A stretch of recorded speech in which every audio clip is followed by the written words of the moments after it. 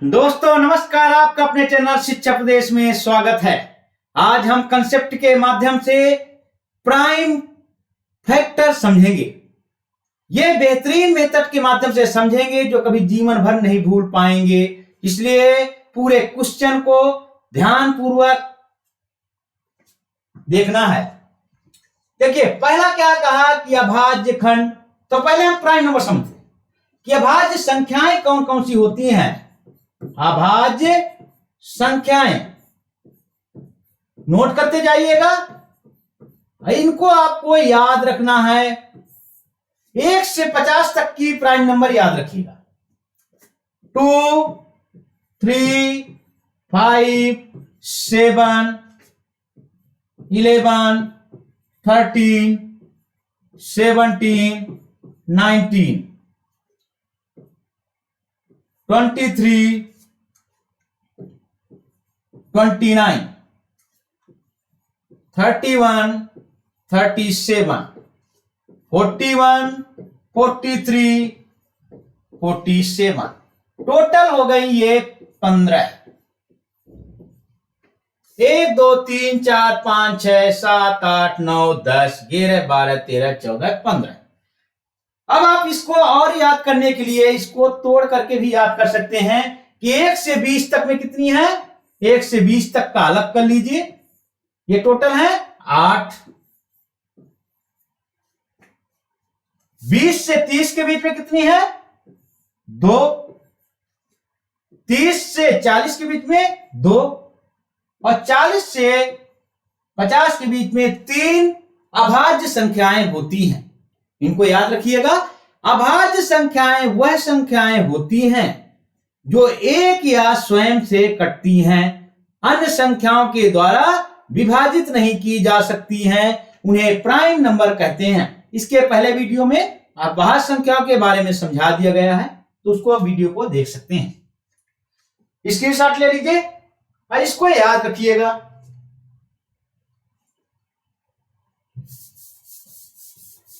अब क्वेश्चन की तरफ बढ़ते हैं। क्वेश्चन कह रहा है 540 में कितने अभाज्य खंड होंगे। जब भी प्राइम फैक्टर पूछे किसी नंबर का तो हम उसका एलसीएम ले लेते हैं। सबसे आसान तरीका है 540 का आप एलसीएम ले लीजिए। 2 दूनी 4, 2 सत्ते 14, 2 एकन 2, 2 तेज 6, 2 पंचे 10, 3 चक 12, 3 पचे 15, 3 एकन 3 पचे 15, 3 पचे 15, 5 एकन 5। जब तक भाग देते हैं, जब तक इसका शेषफल या लास्ट में 1 ना आ जाए तब तक भाग देते हैं। फिर हम जब अभाज्य खंड ज्ञात करते हैं तो इन संख्याओं को गिन लेते हैं। 1 2 3 4 5 6। कितनी संख्याएं हैं 6 संख्याएं हैं। तो इसका प्राइम फैक्टर हो जाएगा 6। चाहे ऐसे मल्टीप्लाई कर दीजिए 2 multiply 2 multiply 3 multiply 3 multiply 3 multiply 5। ये टोटल संख्याओं को गिनते हैं। 1 2 3 4 5 6। टोटल कितनी है ये 6 संख्याएं हैं। तो इसका अभाज्य खंड कितना हो जाएंगे 6। इसका आंसर 6 है। क्लियर दोस्तों। अब अगले क्वेश्चन से और अच्छे की तरह से समझते हैं। स्क्रीनशॉट लीजिए।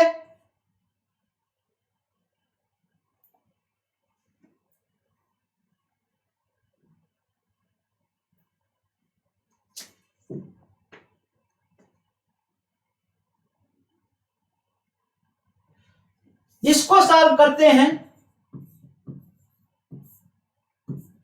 अब ये क्या है, इसका मतलब होता है पावर।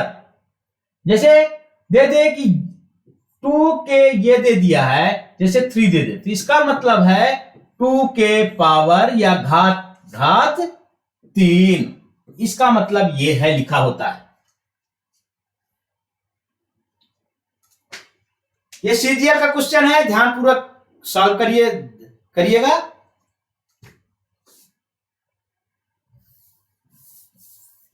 हाँ देखिए इसमें दिया है 42 के पावर या घातांक 73।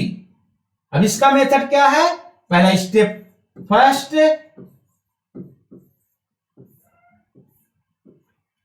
पहला इसका कहा कि जो अंदर होती है उसका हम एलसीएम लेते हैं, उन संख्याओं को हम काउंट कर लेते हैं। 2 दूनी 4, एक नाम 2, 30 21, 7 51, और तब तक भाग देते हैं जब तक लास्ट में 1 ना आ जाए। 2 3 6 7 42, तो कितनी संख्या हो गई? 1 2 3। तो ऐसे भी देख लो, 2 गुणे 3 गुणे 7, कितने इसके फैक्टर हुए? 3। अब देखिए 3 इसका अंदर की संख्या का अभाज्य खंड आ गया, पर 3 के पावर दिया 73, तो 3 के पावर जो 73 है, जो घातांक होता है, घातांक का गुणा कर देते हैं, याद रखिएगा।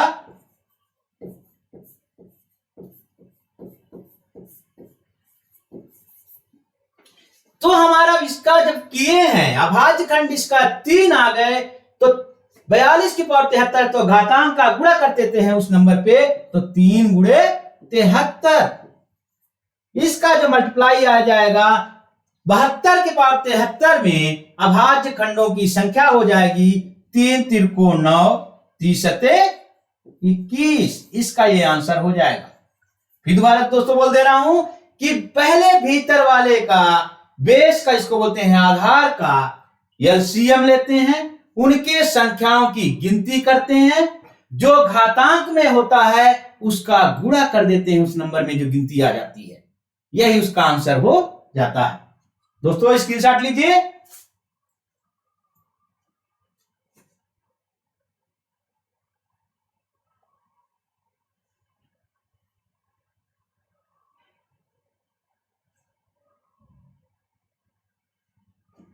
और शानदार क्वेश्चन एक लेते हैं।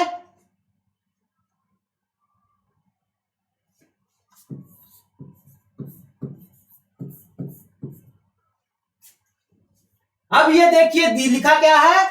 18 के पावर 15 मल्टीप्लाई 60 के घाते 16 मल्टीप्लाई 21 के घाते 7 भागे 14 के घाते 10 गुणे 12 के घाते 16 दिया हुआ है।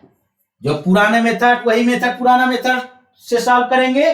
पहले सबसे पहले 18 60 21 का फैक्टर करते हैं, फिर उसकी गिनती करते हैं। पहले 18 का अलग अलग करते जाते हैं, अलग कर लेते हैं इसको। 18 का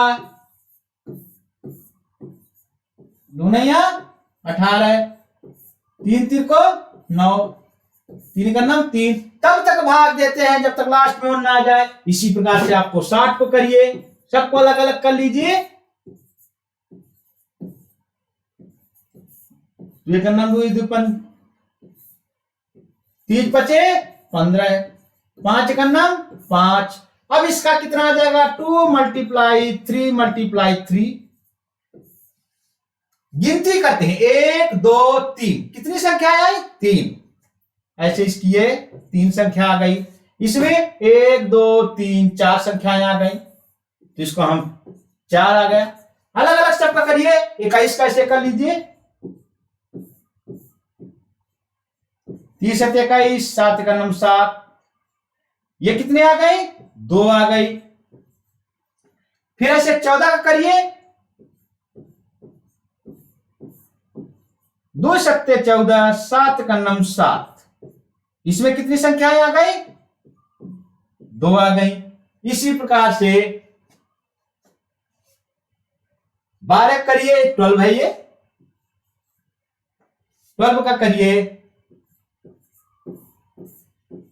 2 छक्का 12, 2 3 6, 3 का नाम 3, 1 2 3, ये कितनी संख्या है? 3। हम सभी संख्याओं का, अंदर की संख्याओं का अलग अलग एलसीएम ले लिए, उन संख्याओं की गिनती कर लिए, या तो भाग देते हैं 1 2 3, 1 2 3 4, 1 2 1 2 1 2 3, इन संख्याओं को हम अलग अलग देख लिए। अब दोस्तों सॉल्व करते हैं। पहले बताया था कि पहले हम एलसीएम लेके उन संख्याओं की गिनती कर लेते हैं, जो पावर में होता है उसका हम गुणा कर देते हैं। हाँ, पहले स्क्रीनशॉट लेते जाइएगा। अब देखिए यहां सॉल्व करिए।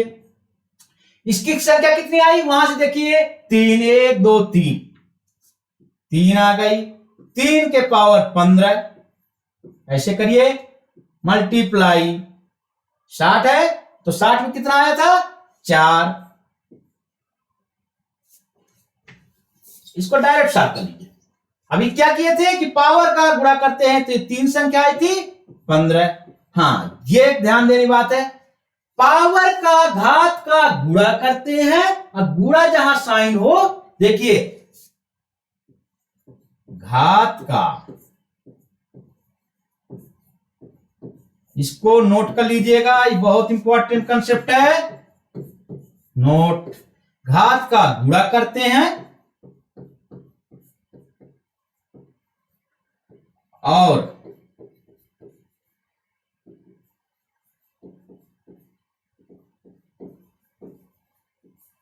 ये प्लस का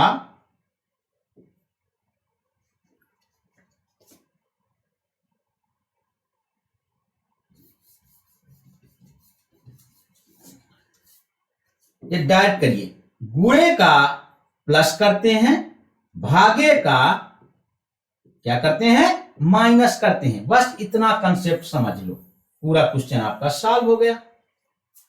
इसका स्क्रीनशॉट ले लो, इधर नोट कर लिए होंगे, इधर मैं मिटा दे रहा हूं।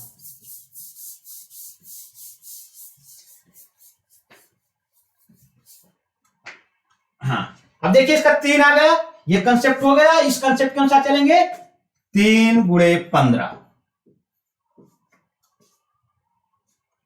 गुणे का क्या कर रहे थे? प्लस।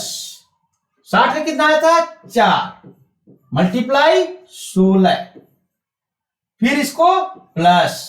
21 का कितने आया था?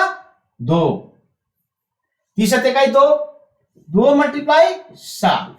अब ये देखिए, पहले भागे में आपको ऐसे ही लिख दीजिए, भागे में ऐसे कर लीजिए, या भागे का हम देखें कि माइनस कर देते हैं तो डायरेक्ट माइनस भी ले लीजिए। जब माइनस में करते हैं, एक से ज्यादा संख्याएं हो तो उनको ब्रैकेट में लिख देते हैं। दोस्तों ध्यान रखिएगा। तो ये इसका आया था 2 सत्ते 14, 2 आया था, 2 मल्टीप्लाई 10, प्लस गुणे का होता है धन, इसका आया था 3, 2 3 6, 6 दूनी 12, 3 गुणे 16। ये इसका सलूशन आ गया। अब इसको सॉल्व कर लीजिए। 15 थी 45, प्लस 16 चौको 64, प्लस 2 सत्ते 14, माइनस इसको कर दीजिए 20 प्लस 48, 16 48 48,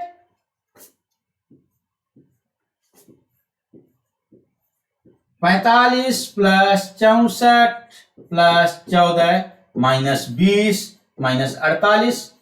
45 धन का है, 48 माइनस का, तो कितना बच जाएगा? -3। तब ये हो जाएगा -23 हो जाएगा। 4 दूनी 8, 6 7 माइनस 23। इसको घटा दीजिए, जो आंसर, यही आंसर इसका हो जाएगा। 8 में 3 गए 5, 7 में 2 गए 5। ये इसका आंसर 55 आंसर आया। दोस्तों समझ में, बहुत सिंपल मेथड से समझाने की कोशिश किया हूं। ठीक दोस्तों, स्क्रीनशॉट लीजिए। मुझे विश्वास है कि आप लोगों को समझ में जरूर आया होगा। दोस्तों अब अगला क्वेश्चन करते हैं, स्क्रीनशॉट ले लीजिए।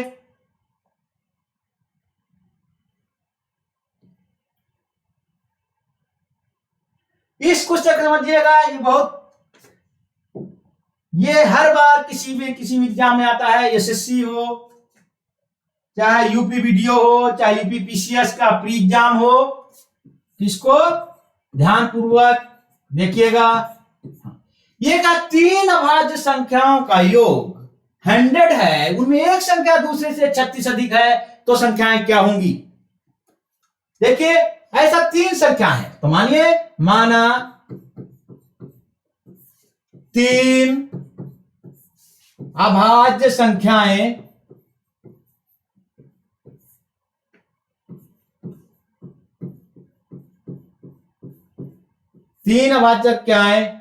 ए बी सी हैं। क्या कहा? अभाज्य संख्याएं हैं, ये प्राइम नंबर जो किसी से नहीं कटती, स्वयं के द्वारा ही कटती हैं, ध्यान रखिएगा। तो 3 का है, तो उसमें हमेशा यदि 3 संख्याएं देती हैं तो एक अभाज्य संख्या सबसे छोटी संख्या को अपने से एज्यूम कर लेते हैं या मान लेते हैं। तो एक की वैल्यू हम मानते हैं इक्वल टू सबसे छोटी संख्या कौन है? बात 2। अब हमको एक वैल्यू पता चल गई, अपने से मान लेते हैं, जूम करते हैं। ऐसा बी और सी का करना है। तो क्या कहा है? एक संख्या दूसरे से 36 अधिक है, तो हम सीरीज में लिए हैं तो सी बड़ी होगी, तो सी इक्वल टू बी धन 36। इसका मतलब सी बी से 36 बड़ी है, यही तो कंसेप्ट कहा। तो आ जाएगा तो C minus B equal to 36। और कह रहा 3 अभाज्य संख्याओं का योग 100 दिया है, तो 3 अभाज्य संख्या है माने ए बी सी, तो योग दिया है a plus B plus C equal to 100। A को हम एज्यूम किए हैं माने हैं 2, तो 2 इसका मान रख दीजिए, 2 plus B plus C equal to 100।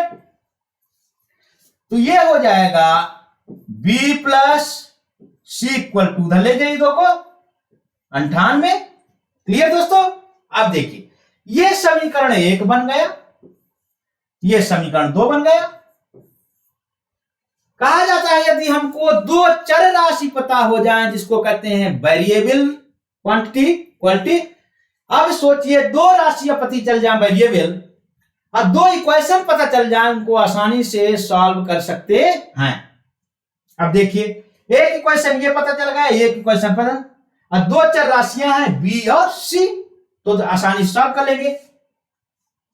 अब यहां पे सॉल्व कर लेते हैं। C minus B equal to 36, और यहां पे दिया है C plus B equal to 98। इसको कैंसिल हो जाएगा, एक प्लस का है एक माइनस का है, तो हो जाएगा 2c इक्वल टू, इसको जोड़ दीजिए, 6 दूनी 12 13 1 14 9 3 12 1 13, तो c इक्वल टू 134/2 भाग 2, 2 छक्का 12 2 सत्ते 14।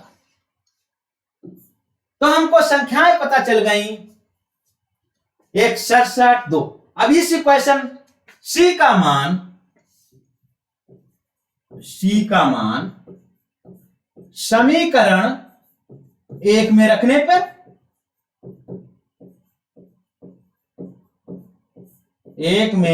पर तो c माइनस बी 1 में रखिए, ये है c माइनस बी, तो c का मान आया है 67, तो माइनस बी इक्वल टू 36, उधर ले जाइए, तो minus B equal to 36 minus 67, तो माइनस का बड़ा है, ऋण का मान ज्यादा है, तो घटाइए, 1 क्या हो गया 31, ये माइनस का है, माइनस माइनस कैंसिल, तो b बराबर 31। तो हमको संख्याएं मिल गई। संख्याएं कौन कौन सी हो गई? b इक्वल a 2 हो गया, b 31 हो गया, c 67 हो गया। तो आंसर हो जाएगा, अभाज्य संख्या कौन सी है? 2 31 और 67। इनका जोड़ भी जब कहा है, तीनों संख्याओं का योग 100 आना चाहिए, तो इनका भी आना चाहिए। आंसर चेक करने का ही तरीका है, 6 1 7 7 1 8 8 2 10 6 3 9 1 10। आंसर इज सही। स्क्रीनशॉट लीजिए दोस्तों।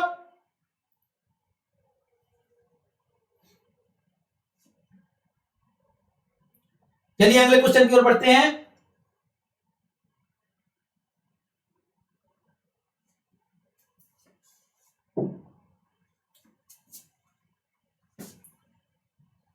हाँ, ये इस क्वेश्चन को सॉल्व करते हैं।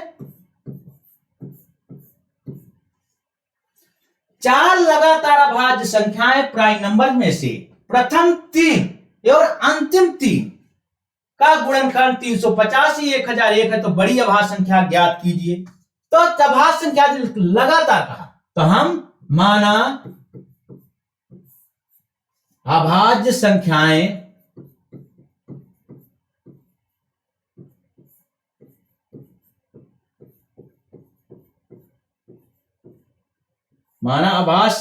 हैं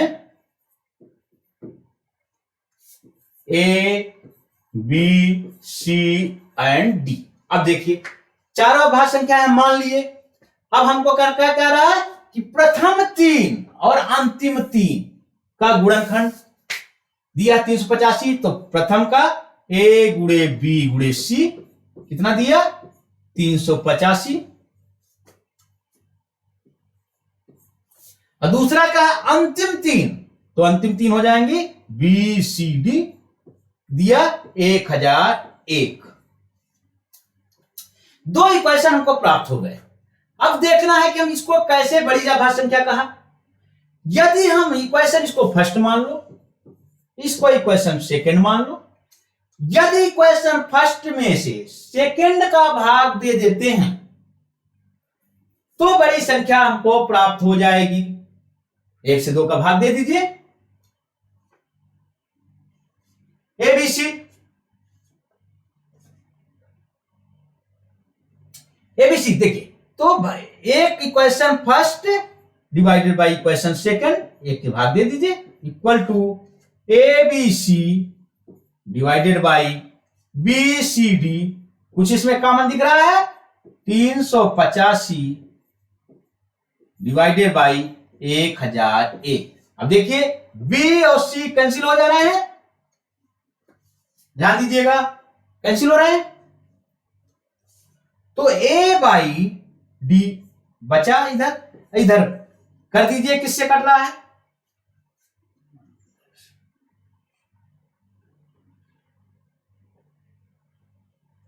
देखिए 7 से कट जा रहा है। 7 पना 35, 7 पना 35, 7 का नम 7, 7 चौक 28, 7 त्रिक 21, देखिए कट गया आसानी से। फिर कट रहा है, देखिए किसी कट रहा है, 11 पचे 55, 11 का नम 11, 11 तिया 33। तो इंप्लाइज दैट क्या आ गया 5/13। हमको दो संख्याएं पता चल गई कि 5/13 है। उसका अनुपात पता चल गया कि ए संख्या 5 है, डी संख्या 13 है। तो कहा बड़ी अभाज्य संख्या ज्ञात कीजिए, तो हम इस टाइप से भी कर लेंगे। अब दूसरा, तो इसको ये रेशियो आया, तो रेशियो में हम x से कोई संख्या पुट कर देते हैं।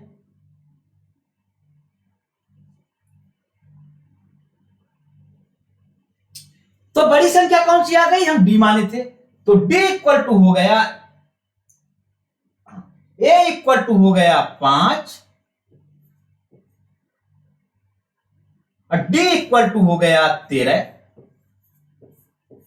तो बड़ी संख्या पूछा है तो d हो जाएगी, छोटी संख्या पूछता तो a हो जाता। तो कौन सी संख्या आ गई हमारी, देखिए, तो आंसर ये हो जाएगा बड़ी संख्या a। अब हम देखते हैं कि यार ये कौन सी संख्या है, a से स्टार्ट हो रही प्राइम नंबर। तो मैं प्राइम नंबर अभाज्य संख्या बोला था 2 3 5 7 11 13, तो 5 से स्टार्ट हो रही है, तो हमारी प्राइम नंबर कौन कौन सी आ जाएंगी, 5 7 11 13। देखिए 5 सबसे छोटी हो गई, 13 सबसे बड़ी हो गई, यही आंसर हो गया। तो बड़ी संख्या पूछा है तो ये सबसे बड़ी हो जाएगी। अब इसका मल्टीप्लाई करके भी आप देख सकते हैं।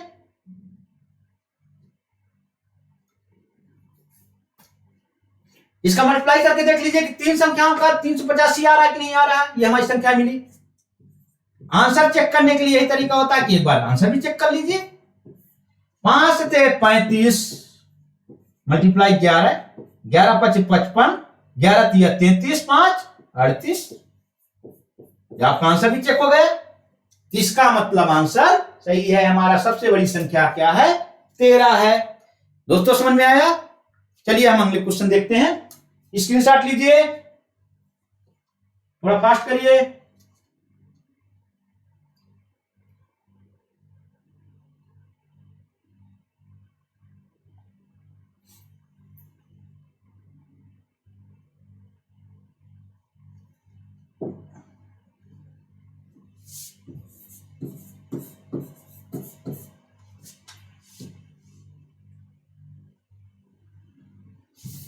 हाँ, ये कहा 3 लगातार। देखिए सभी मैं किया हूं अभाज्य संख्याओं का क्वेश्चन कराया हूं, क्योंकि सबसे ज्यादा हर एग्जाम में यही पूछा जाता है। एक क्वेश्चन इसका फिक्स रहता है आना, इसीलिए अच्छे से अच्छे क्वेश्चन सिलेक्ट किया हूं। अब इनको ध्यानपूर्वक देखिए। कहा 3 लगातार प्राकृतिक संख्याओं के वर्गों का योग 434 और सबसे बड़ी प्राकृतिक संख्या ज्ञात कीजिए। अब देखिए फिर वही मानिए प्राकृतिक संख्या लगातार है, तो यहां पे क्या कहा है? प्राकृतिक संख्या, ना कि अभाज्य संख्या। प्राकृतिक संख्या का जब प्राकृतिक संख्या लगातार हो, प्राकृतिक संख्या क्या होती है? प्राकृतिक संख्या, प्राकृतिक संख्या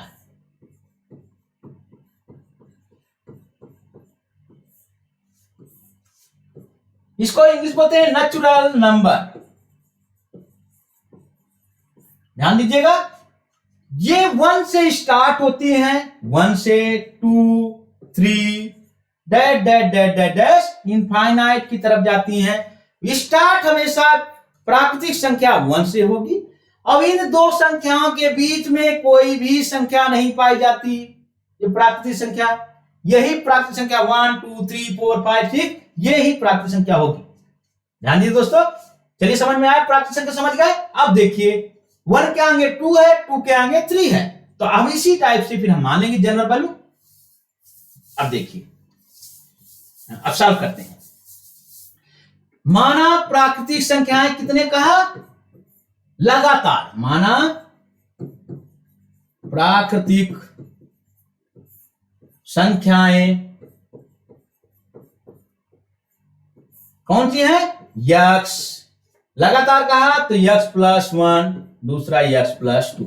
इसका शॉर्ट ट्रिक भी बताऊंगा। 3 संख्याएं हम ले लिए, वर्गों का योग 434 है, तो यक्स स्क्वायर प्लस 1 का स्क्वायर प्लस यक्स प्लस 2 का स्क्वायर इक्वल टू 434।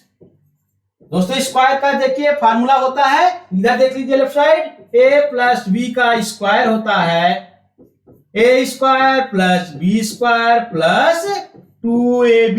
ध्यान दीजिएगा, ये इसका फार्मूला होता है। तो इसको ब्रेक ऐसे ही हमको तोड़ देते हैं। इसको यक्स स्क्वायर प्लस इसका हो जाएगा x square plus 1 plus 2x। उसी फार्मूला से देख रहे हैं हम, तो यक्स स्क्वायर प्लस 2 दूनी 4 plus 2 multiply X formula equal to 434। अब ये जोड़ लेते हैं, 1 2 3 एक्स स्क्वायर हो गया, 3x स्क्वायर हो गया। यहां पे 1 है, नंबर कितना है? 1, ये 4, दोनों हो जाएगा 5। अब ये देखते हैं, ये 2x है, ये 2 दूनी 4x है, तो टोटल हो जाएगा 6x और 434। अब देखिए, अभी देखिए इसको हम नंबर को उधर ले जाएं चाहे उसको इधर ले आए,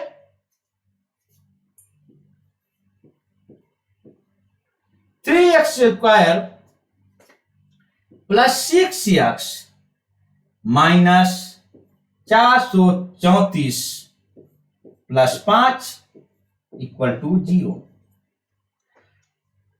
तो ये हो जाएगा 3x square plus 6x minus 5 घटा दीजिए, कितना बचेगा? 429 इक्वल टू 0।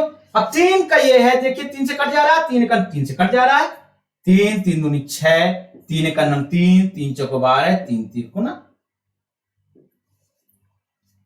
अब ये इस क्वेश्चन बन जाएगा हमारा, दिख रहा है दोस्तों, X square plus 2x minus 143 equal to 0। अब देखिए इसका गुणनखंड करते हैं। गुणनखंड आप जानते हैं? नहीं जानते हैं तो इसको भी बताता हूं। ऐसे संख्या, इसको ऐसे फैक्टर इसका करते हैं कि उनका जोड़ या घटाव 2 आ जाए, बीच के संख्या के बराबर आ जाए।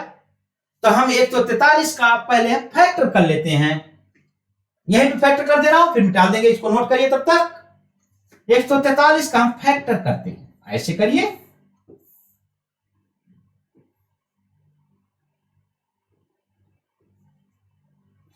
क्या हो जाएगा?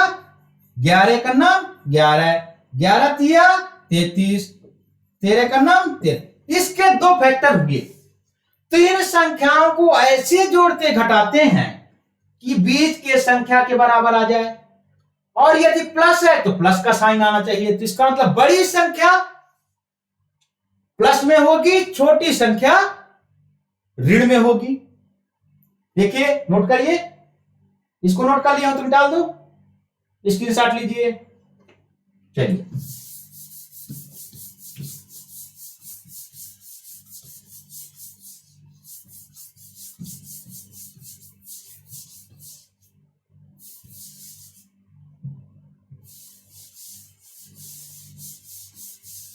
हाँ देखिए, अब ये आ गया, ठीक, 13 11 आ गया। तो हम ऐसे करेंगे, यक्स प्लस है तो प्लस का मतलब कि बड़ी संख्या धन की होना चाहिए।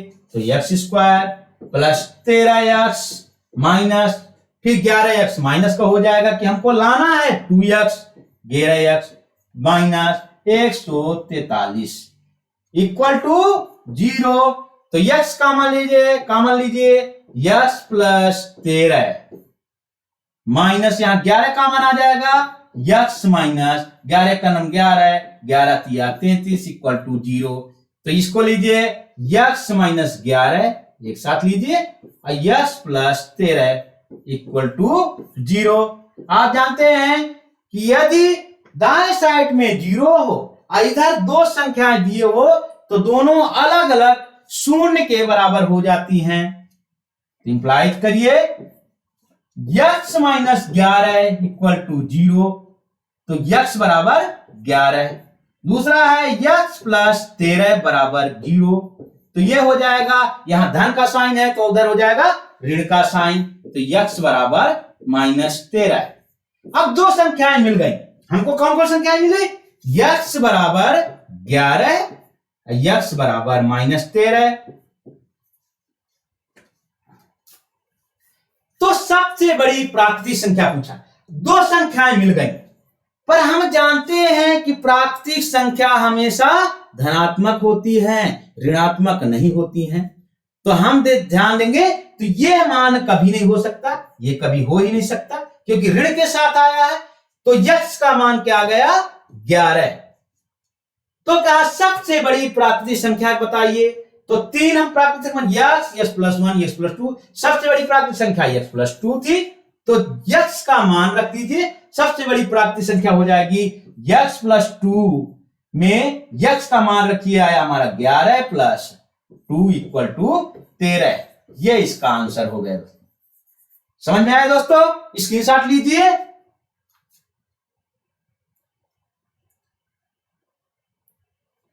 दोस्तों मेरा लेक्चर समझ में आया हो तो please like, subscribe and share कीजिए। Thank you.